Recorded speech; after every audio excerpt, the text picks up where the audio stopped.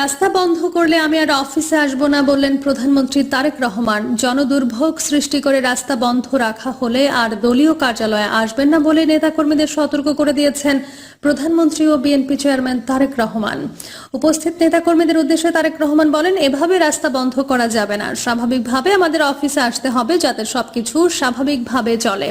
আমি অফিসে আবারও আসব, কিন্তু রাস্তা বন্ধ করা হলে আমার পক্ষে আসা সম্ভব হবে না। আমি কি কথা বোঝাতে পেরেছি? রাস্তা বন্ধ করা যাবে না। তিনি আরো বলেন, যদি আমাকে পল্টন অফিসে দেখতে চান তাহলে রাস্তার পরিবেশ স্বাভাবিক রাখতে হবে।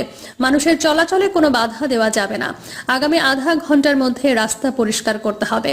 দেশের মানুষের প্রত্যাশার কথা স্মরণ করিয়ে দিয়ে প্রধানমন্ত্রী বলেন, সারা দেশের নেতাকর্মীদের আইনের মধ্যে থেকে মানুষের পাশে দাঁড়াতে হবে। মানুষের কষ্ট বা অসুবিধা হয় এমন কাজ থেকে বিরত থাকতে হবে। দেশে বিদ্যমান সমস্যাগুলো সমাধানে ধৈর্যের সঙ্গে মানুষের সেবা করার জন্য তিনি নেতাকর্মীদের প্রতি আহ্বান জানান।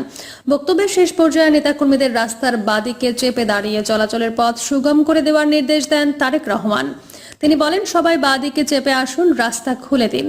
আপনাদের সহযোগিতা থাকলে আমি নিয়মিত অফিসে আসতে পারবো, নচেত পারবো না।